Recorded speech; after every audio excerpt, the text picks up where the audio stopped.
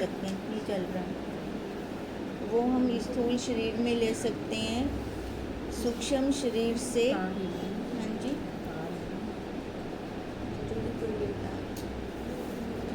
सूक्ष्म शरीर से हमारा कोई ज्ञान नहीं होता है ना। अब आत्मा में हमने रहना है, हाँ ठीक है, अपने स्वरूप में हमने रहना है, तो वो हम कब ज्ञान लेंगे? अभी स्थूल शरीर में, अभी है ना। मरने के बाद हम ये ज्ञान नहीं ले सकते, इसलिए कहा है कि अभी से हम अपना अभ्यास करें, अभ्यास ही हमारा पुरुषार्थ है। अब ये जैसे चल रहा है हमारा, कहते हैं जो तीर्थ भी कर लेते हैं ना, चाहे वो ईश्वर के पुत्र ही क्यों ना हो, वो भी जब तक अपना अभ्यास नहीं करते, अपना पुरुषार्थ नहीं करते, वो आत्म पद में स्थित नहीं हो सकते। द्वैत्व में लौटने का भय हमेशा बना रहता है कि इनका जो अपने, देखो एक बार ऊपर चढ़ गए तो नीचे गिरे, फिर एक बार ऊपर चढ़ के अपने स्वरूप में आ गए, अगर वो अपना ध्यान नहीं रखते, सजगता नहीं रखते, तो हमारा ये चल रहा था कि वो फिर वापस नीचे आ जाते हैं, और भय हमेशा फिर वो बना रहेगा, है ना। ये शरीर मेरा छूट ना जाए, बाहर की जो विषय हैं वो मेरे ख़त्म ना हो जाएं, ये हमेशा फिर वो भय बना रहता है। इसलिए कह रहे हैं, जब कभी वह विद्वान अनंत ब्रह्म में अणु मात्र भी भेद दृष्ट करता है, तभी उसको भय की प्राप्ति होती है। देखो, जब वह विद्वान अनंत ब्रह्म में अणु मात्र, यानी उसकी निष्ठा डोल गई, पहले जिसने ब्रह्म मान रखा था, फिर एकदम ब्रह्म से वृत्ति हटकर कहाँ आ गई? उसके देह पर आ गई। कहते हैं उसको भय की प्राप्ति होती है, क्योंकि स्वरूप के परमाद से ही अखंड आत्मा में भेद की प्राप्ति होती है। अपरमाद हो गया, परमाद क्या हुआ? अपने स्वरूप का परमाद हो गया, है ना। जहाँ तो वो कहाँ ऊपर था, अपने आप में बैठा था, अब पता नहीं कब उसके मन में विषय वासना जागृत हो गई, तो एकदम वो नीचे गिर गया, फिर वहाँ अपने अखंड स्वरूप आत्मा से हट गया, हट के कहाँ आ गया? अपने देह में आ गया। यह आत्मा अखंड है तथा सब में सर्वत्र समान रूप से व्याप्त है। अब आत्मा का टोटे टोटे हो सकते हैं क्या? आत्मा के एक रूप रहती है, अखंड कहते हैं, अखंड है और सबके अंदर है। उसका स्वरूप कैसा है?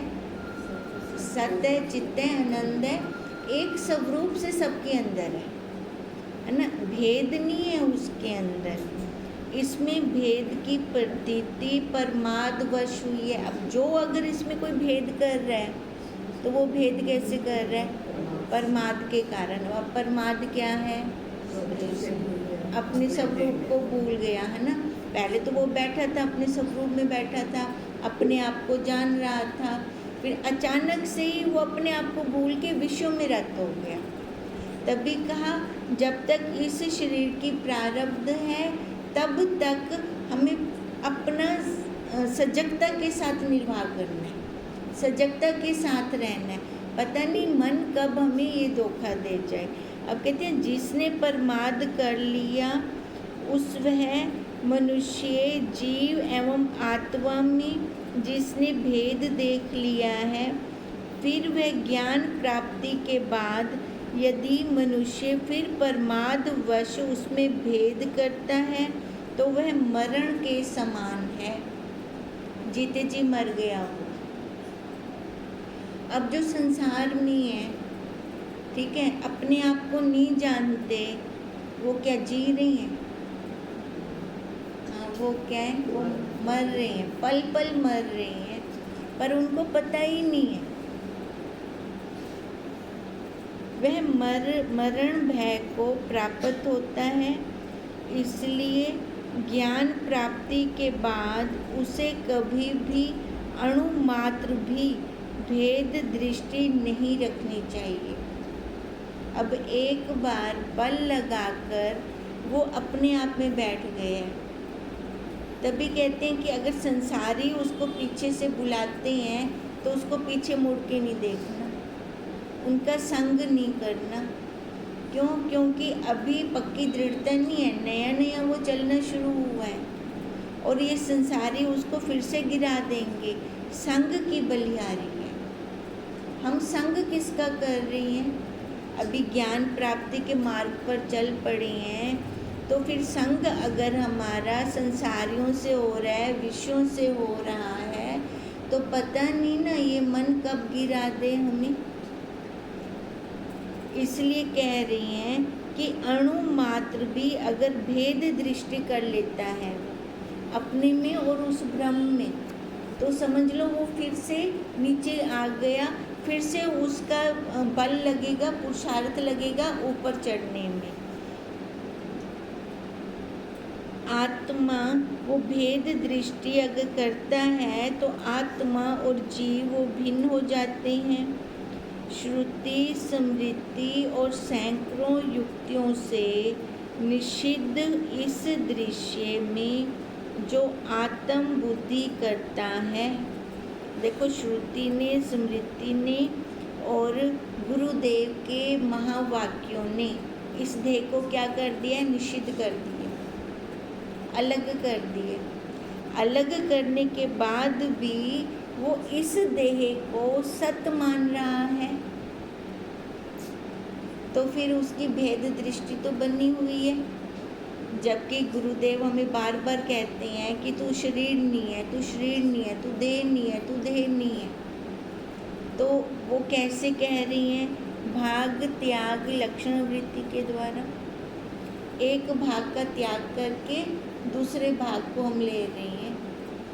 अब ऐसा जब गुरुदेव हमें युक्तियों के द्वारा इस शरीर को अलग करवा रहे हैं, अलग करने के बाद फिर से हमारी आत्म बुद्धि फिर शरीर में हो जाती है, तो ये निषिद्ध कर्म करने वाले चोर के समान दुख पाता है। फिर तभी मैंने कहा था ना, जो संसारियों हमेशा संसार में बसा पड़ा है, रचा पड़ा है, वो जी थोड़ी रहे हैं, वो तो पल पल मर रहे हैं, पर उनको लगता है ना मैं जी रहा हूँ, है ना। अब वही बात कह रही हैं, वो चोर के समान दुख पर दुख ही भोगता है। वो दुख पे दुख आ रहे होते हैं उनको, पर उनको लगता नहीं है कि हम फिर भी अपने आप में आए, हम जाएं, है ना। वो बाहरी क्रिया में फिर से रत रहते हैं। दुनिया में सैकड़ों प्रकार के दुख हैं, जिनका एकमात्र कारण यह है कि जो दृश्य शरीर है, इसी में मनुष्य आत्म बुद्धि करता है। दुख तो बहुत हैं, अनेक कोटि के दुख हैं, पर दुखों का मूल क्या है? शरीर को मैं मानूं, है ना। इस शरीर को जो आत्म बुद्धि कर रहा है, वो दुखों से कभी छूटेगा ही नहीं। इसी में मनुष्य आत्म बुद्धि करता है, इसी को अपना वास्तविक स्वरूप समझकर इसी को मैं कहता है तथा इसी के भरण पोषण में लगा रहता है एवं आत्मा को विस्मृत कर देता है। भूल गया, अपने आप को भूल गया। वो कहाँ रत हो गया? बाहर विश्व में रत हो गया। अपनी पालना करने में वो लग गया, अपने वालों की पालना करने में वो रत हो गया, तो अपना काम कब करेगा? देखो, हमारी प्रारब्ध में पुरुषार्थ असली वही कहा गया है जो मैं अपने आप में स्थित हूँ। ये बाहर संसार का, है ना, पालन पोषण करने वाला ये पुरुषार्थ नहीं है। ये तो हमारे प्रारब्ध में जो होगा, बुद्धि भगवान वैसे देके वो करवा देगा हमसे, और वैसे हो भी जाना है। पर जो ये असली अपने आप में बैठना है, अपने स्वरूप में बैठना है, असली पुरुषार्थ हमारा यही है। अगर इसको ना करके मैं बाहर लगा रहा तो अपने स्वरूप से मैं भटक गया। तो शरीर को अपना स्वरूप समझना ही सबसे बड़ा निषिद्ध कर्म है। ये सबसे बड़ा निषिद्ध कर्म है। निषिद्ध कर्म क्या होता है?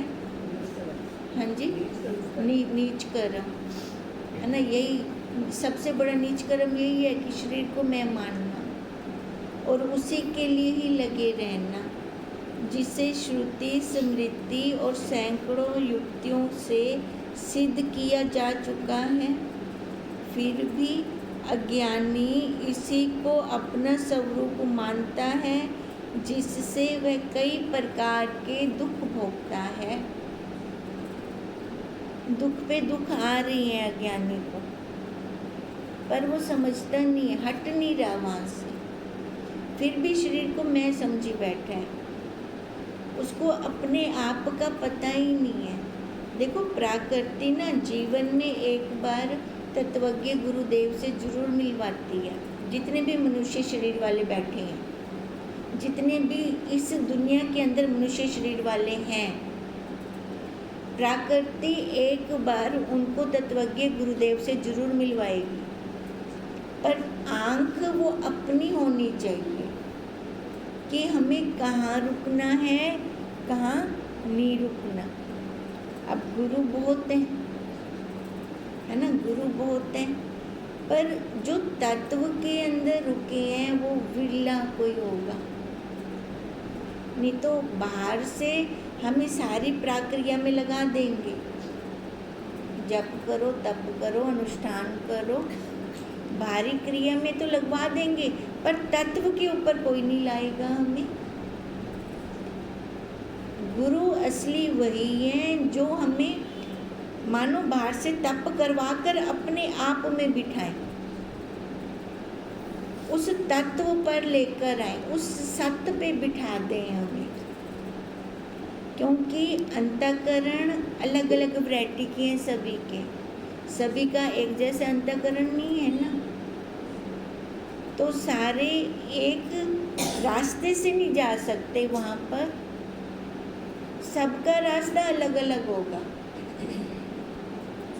और जो परम और तत्वज्ञ गुरुदेव होंगे वो सबकी यात्रा करवाएंगे, मंजिल पर पहुंचाएंगे, पर अलग अलग रास्तों से पहुंचाएंगे, सबको पहुंचाएंगे वहाँ पे जरूर। अब किसी को तप से वहाँ पहुंचवाएंगे, किसी को जप करके वहाँ पहुंचाएंगे। उन रास्तों से, प्रक्रिया में से निकालते निकालते निकालते उनको अपनी मंजिल के रास्ते पे छोड़ देंगे। आगे वहाँ पे बुद्धि किसकी लगनी है? हमारी अपनी लगनी है कि अब हमें ये रास्ता दिख रहा है, इस रास्ते पे मैं जाऊँगा तो मंजिल मेरी प्राप्त हो जाएगी मेरे को। और अगर वो अपनी बुद्धि से उस रास्ते पे चलता है, गुरुदेव के दिखाए हुए दिशा पे अपना अनुसरण करता है, तो वो पहुंच जाएगा। और अगर वो अपनी बुद्धि संसार में लगा देता है, गुरुदेव ने रास्ता दिखा दिया, वहाँ तक पहुँचा दिया, भाई अब तू चल यहाँ से आगे। अब इतना करने के बाद अब जहाँ उसको खुद को चलना है वहाँ ना चलकर फिर चला जाए संसार में, बैक गियर लगा दे, तो फिर क्या होगा उसका? फिर वही जन्म मरण का चक्कर चालू हो जाएगा। तभी हम कहते हैं रोटी की एक बाइट मेरे मुंह में रख दी है, पर चबाना मेरे को पड़ेगा, तब जाकर मेरे को तृप्ति होगी, मेरा पेट भरेगा। अगर वो मैं नहीं चबाती, मैं कहूँ ये भी मेरे लिए कोई और कर दे, तो तृप्ति होएगी, पेट भरेगा, भूखी मर जाऊंगी मैं फिर। अब ऐसे ही गुरुदेव ने हमारे लिए सारा कुछ कर दिया है। अब बुद्धि का निर्णय मेरा होना चाहिए, सही गलत मेरे को पता होना चाहिए। और जो मेरी डिमांड है, जो मेरी इच्छा है, क्या मैं उसके अनुसार चल रही हूँ, ये मेरे को पता होना चाहिए। क्योंकि हम चाहते हैं कि ये लास्ट जन्म में दोबारा कार नहीं लेना। अब दोबारा कार नहीं लेना तो उस रास्ते पे मैं जा रही हूँ, रास्ता तो नहीं भटक गई। अगर रास्ता भटक गई तो फिर आना पड़ेगा वापस। तो उसके लिए एक तो दृढ़ वृत्ति चाहिए, अपनी दृढ़ता चाहिए। दूसरा, गुरुदेव के प्रति श्रद्धा चाहिए। तब गुरुदेव अपने आप हमें चलाए रखेंगे, युक्तियों पे युक्तियाँ अपने आप अंदर देते रहेंगे। नहीं तो किसी के द्वारा भी चलवा जाते हैं, हमें खुद नहीं पता। पर श्रद्धा हमारी होगी तब ये काम बनेगा। तभी कहा कि अगर मैं अपने आप को, गुरुदेव जैसे कह रही हैं कि तू शरीर नहीं है, मैं अगर वैसे देखना शुरू करती हूँ फिर तो ठीक है। अगर मैं देह मानकर कर्म कर रही हूँ, कर्ता भोक्ता बन ला रही हूँ अंदर, तो ये सबसे बड़ा निषिद्ध कर्म है मेरा। निषिद्ध कर्म नीच कर्म है, पाप कर्म है मेरा। शरीर को मैं मानना ही पाप कर्म है। हम भले हम कहते मैंने तो ऐसा कोई पाप नहीं किया, तो शरीर वाला बन के बैठे, यही तेरा सबसे बड़ा पाप है। हमें बार बार याद करवा रहे हैं अपने निषिद्ध कर्म, क्योंकि ये मनुष्य शरीर एक सेकंड भी कर्मों के बिना नहीं रह सकता। कर्म इंद्रियों से, ज्ञान इंद्रियों से कर्म करता हुआ सबको दिख रहा है, पर मन से जो कर्म कर रहे हैं वो उसका साक्षी कौन? मैं स्वयं। उसका साक्षी कौन है? मैं स्वयं हूँ। और मैं वो कर्म मन से कैसे कर रहा हूँ? कर्तापन से कर रहा हूँ, या मेरा अपना अंदर जाप चल रहा है, कोई भाव नहीं उठ रहा, कोई विचार नहीं उठ रहा अंदर, कोई संकल्प विकल्प नहीं आ रहा, तो फिर देखो फिर क्या कर्म बनेगा? फिर कर्म बनेगा। और अगर शरीर के द्वारा कर्म इंद्रियों से, ज्ञान इंद्रियों से मैं अगर कोई कर्म कर रहा हूँ तो मैंपन से कर रहा हूँ, तो कर्म बन जाएगा। ये सजगता रखनी है। कहते हैं शरीर को मैं मानना यही सबसे बड़ा निषिद्ध कर्म है, जिसको श्रुति स्मृति ने सैकड़ों युक्तियाँ देकर हमें समझाया है। हमारे गुरुदेव तो देखो कितनी उन्होंने हमें युक्तियाँ दी हैं, कितने उदाहरण दिए हैं। भी अगर इस शरीर पर रहेगा तो तेरा चक्कर ख़त्म नहीं हो सकता। क्यों? शरीर जो कर्म कर रहा है मैं बन के कर रहा है, कर्तापन से हो रहा है। रील तो फिर से बन रही है तेरी, जो रील बनेगी तो वो चलेगी। हमें क्या करना है? अब दोबारा रील नहीं बनानी, अब दोबारा रील नहीं बनानी। अब रील बनी ही नहीं तो चलेगी क्या फिर? तो देखो गुरुदेव ने हमें कितने युक्तियों के द्वारा, भी तो नाटक कर, अटकना कहीं पे, व्यवहार कर, हाथ पे हाथ रख के नहीं बैठना, नाटक के द्वारा सारी क्रिया कर दे, पर मैं मत लेकर आना। अज्ञानी इसी को, जो अज्ञानी है शरीर को ही अपना स्वरूप मानता है, शरीर को ही मैं मानता है, जिससे वो अनेक प्रकार के दुखों का भोग रहा है। वो देखो छुटकारा तो सारे चाहते हैं दुखों से, चाहे वो ज्ञानी है चाहे वो अज्ञानी है। कोई नहीं चाहता कि उसके पास दुख आए। छूटना सारे चाहते हैं, पर छूटेंगे कैसे? छूटने का उपाय क्या है? छूटने का रास्ता कौन सा है? युक्ति कौन सी है? वो पता हो ना। अज्ञानियों को तो पता है ही नहीं। वो बाहर के विषयों से थोड़ी सुख ले लेते हैं तो अपने आप को बहुत सुखी मान लेते हैं। अब बहुत धन आ गया तो उनको उपाधि मिल गई धनी की, तो वो तो बहुत खुश हो गए। उपाधि किसके कारण मिली? धन के कारण ना, धन के कारण। और ये धन चला गया तो फिर वो गरीब की मिल गई, है ना। ये उपाधियाँ किसकी हैं? बाहर की हैं, वो तो एक है। पर जब वो अपने आप को ही नहीं मान रहा, बाहर की उपाधियों को ही अपने आप पे थोप कर सत्य मान रहा है, तो उसका दुख कौन नाश करेगा? वो दुखों से छूटेगा कैसे? अपने आप को तो जान ही नहीं रहा। अगर वो जान लिए, धन के कारण धनी की उपाधि है, धन ना रहने के कारण फिर गरीब की उपाधि आ जाएगी। पर मैं में तो कोई परिवर्तन नहीं आएगा, मैं तो वही का वही रहूँगा। फिर अपना मोल कब डाला? अपना मोल तो डाला ही नहीं। मोल डाला तो बाहर वाले विषयों को लेकर। तो बाहर वाले विषय कौन से पूर्ण है? वो तो आने जाने वाले हैं, आ रहे हैं, जा रही हैं। और अगर उनको पकड़ के मैं बैठ जाऊं तो वो पकड़ने वाले नहीं हैं, हाथ में रुकने वाले नहीं हैं, वो रेत के समान फिसलने वाले हैं और फिसल भी रहे हैं। तभी कहा कि उनके दुख कभी भी खत्म नहीं होते। जो अद्वितीय ब्रह्मरूप सत्य पदार्थ की खोज करता है वही मुक्त होकर अपने नित्य महत्व को प्राप्त करता है। जो अद्वितीय ब्रह्म रूप सत्य पदार्थ की खोज करता है। जो हम धन अपनी मेहनत से कमाते हैं, हमारे द्वारा वो वेस्ट नहीं हो सकता। हो सकता है? बिल्कुल भी नहीं हो सकता। पता होता है वो मेहनत नाल कमाए, और वही धन बच्चे उड़ा देते हैं। क्यों? उन्होंने मेहनत कहनी ही मारो वो उड़ा देंगे।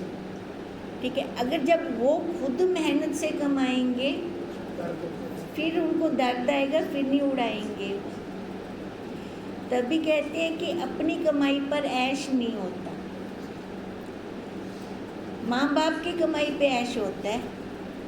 और यही हो रहा है दुनिया के अंदर। अब ऐसे जब अपनी कमाई हो जाएगी ना, ये सत्य स्वरूप वाली, तो उसको हम उड़ाएंगे नहीं, उसको बाहर विश्व में नहीं भटकाएंगे, वहाँ नहीं ख़त्म करेंगे। जब अपनी कमाई होगी, जब मैंने अंदर से खोज कर कर के, पुरुषार्थ कर कर के, टाइम लगा लगा कर, जब मैंने अपने सत्य स्वरूप को पा लिया, तो बाहर जाएगा मन। वो अंदर बैठ के ऐश करेगा, बाहर उसको ऐश की ज़रूरत ही नहीं है। वो बाहर जाएगा ही नहीं, जाएगा तो उतने टाइम के लिए जितना हम टॉयलेट में टाइम लगा कर आते हैं, जाएगा और फटाफट आ जाएगा। और वहाँ पे उसकी वृत्ति नहीं भटकेगी। क्यों नहीं भटकेगी? क्योंकि उसने अपने ऊपर शासन किया है, अपने ऊपर बैठ के उसने बल लगाया है, गहराई से अंदर गया है और हीरे मोती निकाल कर लाया है। हम सबके अंदर हीरे मोती हैं, पर निकालेगा कौन? जो खुद गहराई से, शांति से, संतोष से बैठेगा, वही निकाल कर लाएगा, वही आनंद लेके आएगा, वही तृप्ति, वो संतोष। ऐसा आनंद, ऐसी तृप्ति, ऐसा संतोष बाहर के विषयों से नहीं आ सकता, कभी नहीं आ सकता हमें। अब जिसने खोज की है वही मुक्त होकर अपने नित्य महत्व को प्राप्त करता है। कहते हैं मुक्त कौन है? जिसने जीते जी अपने आप को जान लिया। मरण के बाद कोई मुक्त कहनी। जिसने अभी उस केवल्य पद में स्थिति प्राप्त कर ली, मरने के बाद वो तो वैसे ही उस एक केवल्य पद में है, क्योंकि जीते जी उसने कर ली ना। जिसने जीते जी देखो विषय भी कितने आएंगे, है ना, स्थूल शरीर के साथ विषय भी जुड़े हैं, आएंगे, बहुत आएंगे वो। पर उन विषयों को नकारा करके उसने अपने आप में स्थिति की है, अपने आप में बैठा है, तो मरने के बाद भी तो वो उसी चीज़ में होगा, उसी कैवल्य पद में स्थित होगा, फिर उसी की तो मुक्ति है, वही तो मोक्ष है उसको। जो मिथ्या दृश्य पदार्थों के पीछे पड़ा रहता है वह नष्ट हो जाता है। आज तक पता नहीं था अपने स्वरूप का, तो क्या हो रहा था, शरीर तो जा ही रहा था, नष्ट तो हो ही रहा है, ये रुकने वाला तो नहीं है। ज्ञानी का भी और अज्ञानी का भी, दोनों का शरीर जा रहा है। पर ज्ञानी का शरीर हम ये कह सकते हैं कि वो नष्ट नहीं हो रहा, सफल हो रहा है उसका। अज्ञानी का हम कह सकते हैं कि उसका नष्ट हो रहा है। क्यों नष्ट हो रहा है उसका? कर्तापन से है, उसका कर्तापन से है। और अपने आप जो मनुष्य शरीर में हमारा जो विशेष कर्म था अपने आप को जानना, वो तो हमने किया ही नहीं, है ना। देखो पशु शरीर में खाना है, भोग है ना, बच्चे हैं, सोना है, उनमें भी राग द्वेष हो रहा है पशुओं के अंदर। वही की वही क्रिया मनुष्य शरीर में भी अगर वो कर रहा है, मनुष्य शरीर लेकर वो कर रहा है, तो वो नष्ट हो रहा है। क्यों? मनुष्य शरीर एक विशेष ऐसा शरीर है जिसमें हम अपने आप को जान सकते हैं। और कोई शरीर है क्या? और कोई आकार परमात्मा ने बोला कि उस आकार में तू जान सकता है अपने आप को? नहीं, और कोई आकार नहीं है। वो भोगी होने हैं पशु की, स्वर्ग में देवता हैं वो भी भोगी होनी है उनकी भी, पर मनुष्य स्वतंत्र है। देवता भी मनुष्य शरीर के लिए तरसते हैं क्योंकि वो भी मुक्त होना चाहते हैं, अपने आप में आना चाहते हैं, तो उसके लिए मनुष्य शरीर चाहिए। और हम लोगों को मनुष्य शरीर मिला हुआ है तो हम इसकी कदर नहीं करते। अब जो कदर कर जाता है उसका शरीर सफल हो रहा है, भले लय में जा रहा है, प्रकृति का नियम है, जाएगा लय में, जा रहा है लय में, पर लय में जाते जाते उसका क्या हो रहा है, अपना काम हो रहा है, उसका शरीर सफल हो रहा है। उसने मनुष्य शरीर का फायदा उठा लिया। फायदा ही तो उठाना है हमें। हम कहते हैं किसी को हम अगर 5 रुपया देते हैं तो 10 रुपये का काम निकलवा लें उससे, है ना। अब देखो अगर मनुष्य शरीर दिया परमात्मा ने तो हिंदे निचोड़ कट गिन सारा। क्यों? क्योंकि उन्हें भी लै थिंदा पे वेंदा पे हिंदे को पूरा वो कम कट गिन जड़ा अपना असली काम है। अगर हम वो निकाल लेते हैं फिर तो हमारा सफल है, नहीं तो मिथ्या दृश्य पदार्थों के पीछे पड़ा रहना ही यह शरीर नष्ट होना है। ऐसा ही साधु और चोर के विषय में देखा गया है। अब देखो साधु और चोर दोनों को एक कर दिया। साधु को क्यों बोला ऐसा? चोर का तो समझ आ गया हमें, भी नष्ट हो रहा है शरीर। नष्ट तो दोनों का शरीर हो रहा है। साधु ने अपना काम कर लिया, जिसने काम नहीं किया उसका वो साधु जो की है, उपाधि मिल गई, जिसने कर लिया वो तो नहीं है। उसको साधु की उपाधि मिल गई, उसको चोर की उपाधि मिली क्योंकि उसने काम नहीं किया। देखो चोर का तो जा रहा है शरीर, जा दोनों का रहा है शरीर, साधु का भी जा रहा है, पर उसको हमने साधु कहा, उसको विद्वान कहा हमने, ज्ञानी कहा हमने, है ना। क्यों? क्योंकि उसने काम कर लिया। एक आत्मा का ही नित्य महत्व है। उसने अपनी आत्मा की कदर कर ली। देखो मनुष्य शरीर में विशेष क्या है? अपने आप को जानना, वही आत्मा, उसका अंश है ना एक यहाँ पर मनुष्य शरीर में विशेष एक वही है। अब उसको अगर मैं जान लेता हूँ बुद्धि से, मन से, वृत्ति से, चित्त से, दिल से, हृदय से, चेतना से, मैं अगर उसको जान लेता हूँ तो मैं अपना काम कर रहा हूँ। चेतना उसमें भी है, चेतना उसमें भी है, देखो। वार्ता उसमें भी है, वार्ता तो सारा कुछ सेम सेम है ना। सेम तो है, पर मैंने कदर किसकी की, अपने सत्व की है ना, ये देखना विशेष है। मनुष्य शरीर का मैंने मोल क्या डाला, एक पशु के समान उसका इस्तेमाल किया कि एक देवता के समान मैंने उसका, भोग तो दोनों है ना। साधु भी सारे भोग कर रहा है, चोर भी सारा भोग कर रहा है, पर चोर कैसे कर रहा है और साधु कैसे कर रहा है? एक देह पर बैठकर और एक देह से उठकर, एक कर्तापन से, एक अकर्तापन से। अब यही विशेष है इसके अंदर। एक ने अपने आप को जान लिया, एक आत्मा का ही नित्य महत्व है, अन्य सभी नष्ट होने वाले हैं मनुष्य शरीर के अंदर, है ना। एक तो वही है ना, हमें उसके अंदर रमण करना है, उसमें एकता करनी है, उसमें एक में खोना है। जो इस ब्रह्म आत्मा की खोज करता है वही मुक्त होता है, अन्यथा सारे बंधन में है, मिथ्या जंजाल में, प्रपंच में फंसे पड़े हैं। इतनी मुश्किल से इस प्रपंच से निकलकर हमने एक कदम बाहर रखा है। अब दोबारा प्रपंच में नहीं जाना। अब जिमें जाला होंगे ना, जाले विच में पैर फसिया पे, वो तो इन्नी मुश्किल नाल कढ़ते ऐसा बाहर रख देता है, साफ जगह पे रख देता है।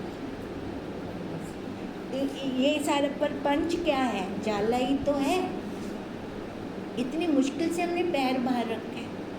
अब दोबारा पिछों के नहीं मनना, पीछे नहीं जाना। वला फस वे सुनीता वला जिमें पैर गया वो सारे चिंबड़ वैसे जाले वला तो निकलना वला मुश्किल थी वैसे। अब इसलिए कहा अपनी सजगता चलती रहे, सजगता के साथ अपना पुरुषार्थ चलता रहे। जब तक देह है अपना नियम नहीं छोड़ना, देह पर्यंत हमारा नियम चलना है। ओम तम नमामि